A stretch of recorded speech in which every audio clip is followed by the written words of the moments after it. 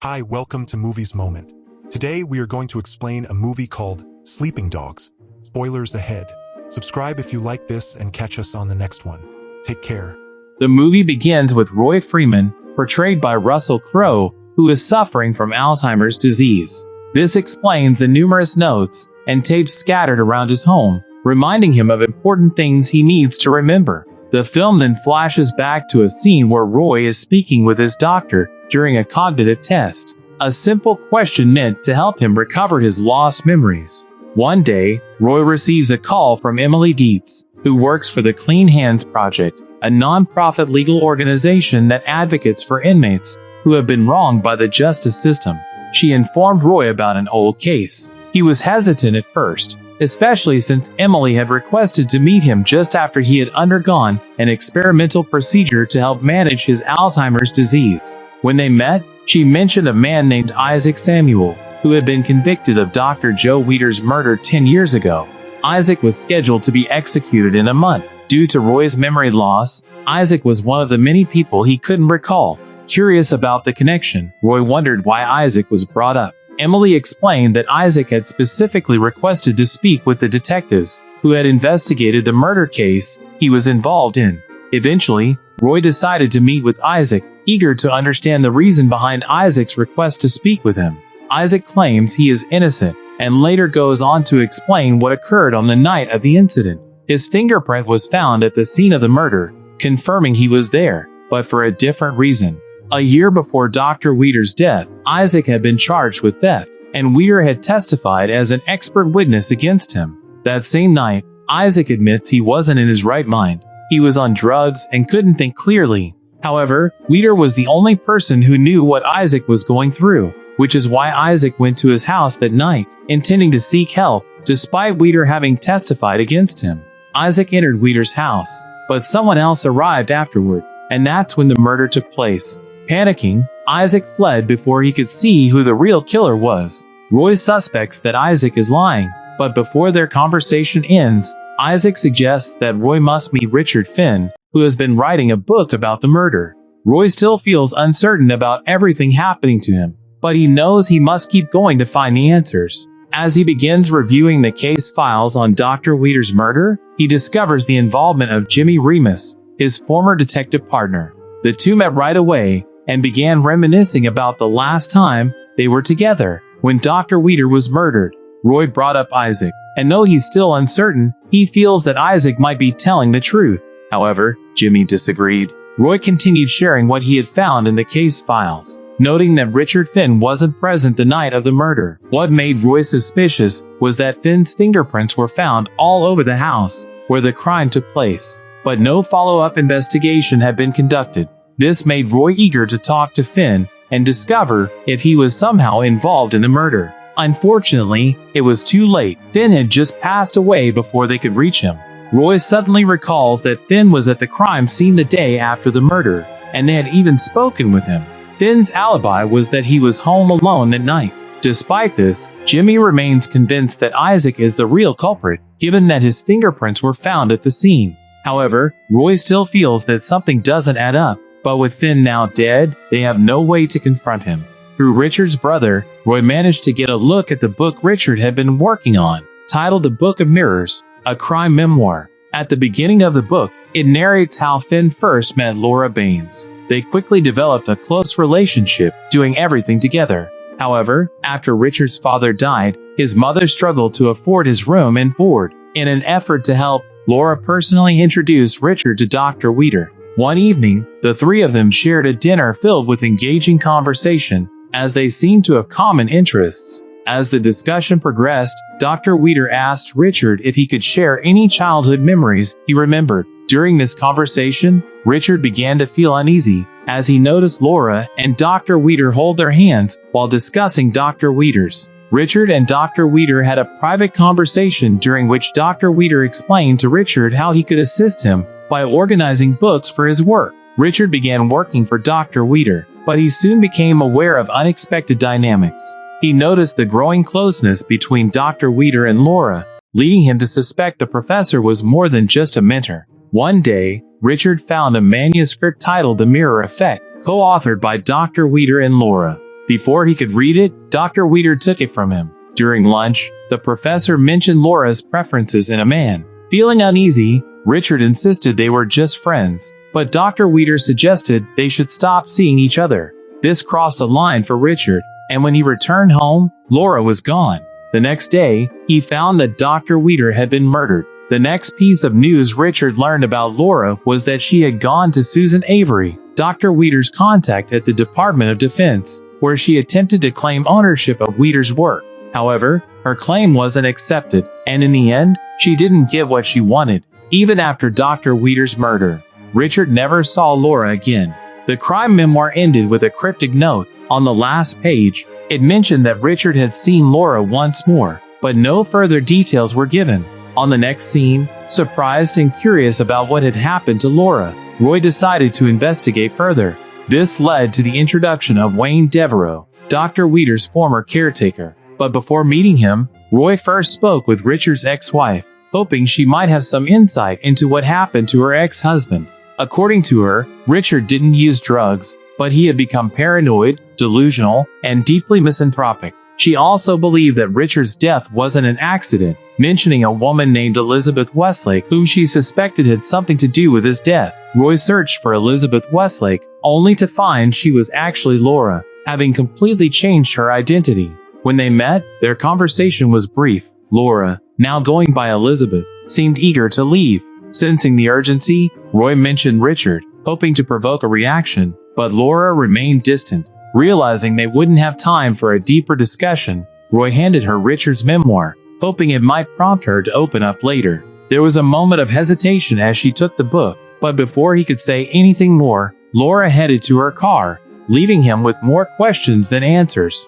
And now, it was the time he will meet Dr. Weeder's former caretaker, Wayne. Wayne explained how he met Dr. Weeder, where he began working for him. During one of their discussions, Dr. Weeder mentioned that he was conducting research and believed Wayne would be an ideal candidate for his study. He explained that, through a combination of medicine and suggestion, he could help Wayne replace the traumatic memories he had from Iraq with more positive ones. Initially, they had an engaging conversation about the potential benefits of this treatment as part of Dr. Weeder's research. However, Wayne eventually decided against continuing the medication due to its unpleasant side effects. On the way home, Roy began discussing Laura with Wayne. Wayne was unaware of any relationship between Laura and Dr. Weeder, insisting that she was merely a lab assistant. He also mentioned that many women frequented Dr. Weeder's office, and that he had a collection of recordings featuring them on camcorders. Roy then asked if Laura had confronted Dr. Weeder about his behavior, but Wayne disagreed, asserting that their interactions were strictly professional and related to research. He recalled that before the murder, Laura and Richard had visited Dr. Weeder's house, where the three of them had a heated argument. After that, Wayne wasn't sure if Richard had returned home, but he distinctly remembered that Laura left immediately. He then decided to head to Old Warren, where Diane, a bartender and one of Dr. Weeder's girls, was working. Roy returned to the case files and discovered the name of a woman mentioned by Wayne, Diane Lynch. As he reviewed the files, he noticed something unsettling. He hadn't signed any documents related to Dr. Weeder's murder case. Unlike other cases, where Jimmy had signed alongside him, this one was marked differently. Suddenly, someone knocked on the door. It was Laura, holding Richard's book that Roy had given her during their brief encounter. She mentioned that she had met Wayne, but her demeanor suggested she had been expecting him to say that. Their conversation was sparse, especially when Roy brought up Susan and how she would be taking over Dr. Weeder's department at Waterford. Laura didn't comment on this news and quickly left, leaving Roy with a lingering sense of unease. Feeling hungry, Roy decided to step out to buy some food. As he walked outside, a car suddenly swerved toward him, attempting to hit him. Fortunately, he had his gun with him and fired at the driver. When the car finally came to a stop, he approached cautiously, only to realize that it was Wayne who had been trying to run him down. Shocked, Roy immediately called the police to report the incident. After giving his statement at the station, he was released, and since he had acted in self-defense, Jimmy came to assist him. Roy and Jimmy discussed the situation further and discovered that there was fentanyl in Wayne's truck, the same substance that had killed Richard.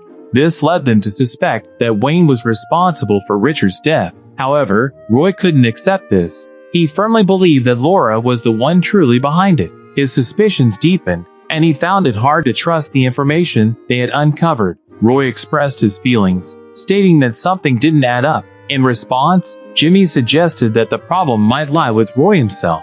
Despite Roy's doubts, Jimmy maintained that Isaac was the real killer and urged Roy to move on from the case. Roy began questioning Jimmy about his integrity as a cop, asking if he considered himself a good one. Jimmy confidently affirmed that he was. This prompted Roy to mention the files he had noticed, specifically those related to Dr. Weeder's murder that he hadn't co-signed. He pointed out that Jimmy was the only one who had signed those documents. Surprised and defensive, Jimmy began to express his doubts about Roy, feeling accused. Without saying anything further, he turned and walked away, leaving Roy with a growing sense of unease. Roy got drunk and later found himself outside, disoriented and unsure of how he had ended up there. As he regained his composure, he noticed on his note about the old Warren. Driven by a sudden urge to confirm something, he decided to go there and speak with the bartender. Once inside, Roy asked the bartender if he knew a woman named Diane Lynch. The bartender's response shocked him. Diane had been dead for 5 years. Roy received a call from Susan, and their conversation quickly turned to Laura, now going by Elizabeth, and her theft of Dr. Weeder's manuscript that they had written long ago. They discussed the circumstances surrounding the manuscript and how Laura had managed to get it released. Susan expressed her frustration, admitting that there was little she could do to stop her, as there seemed to be no justifiable reason to pursue her any further. After wrapping up their discussion about the manuscript, their conversation shifted to Dr. Weeder's house, which was nearby. Roy had arrived at Dr. Weeder's house, and it felt as if he had been transported back to the time when they were investigating the professor's death. While he was observing the area, he moved to a specific spot, and a flashback unfolded, revealing scenes from the investigation. The camera focused on a shovel with remnants of soil, suggesting it had been recently used just before they arrived at the crime scene to conduct their examination.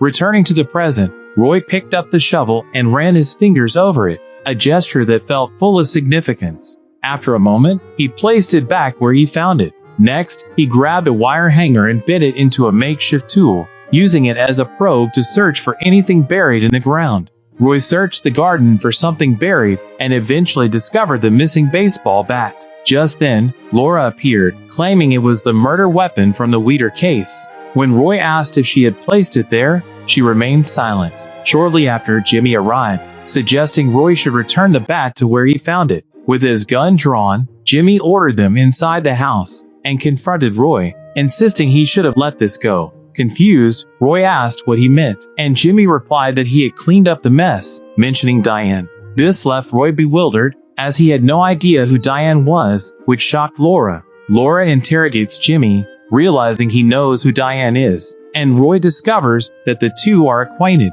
He then suspects that Jimmy needed money due to his wife's death, leaving him in debt. Roy speculates that Laura paid Jimmy to kill Weeder so she could publish her book, and that Jimmy railroaded Isaac to cover it all up. Laura denied paying Jimmy to kill Weeder, telling Roy that Jimmy received a tip from Richard about her location and blackmailed her, threatening to reveal her book wasn't her work unless she paid him.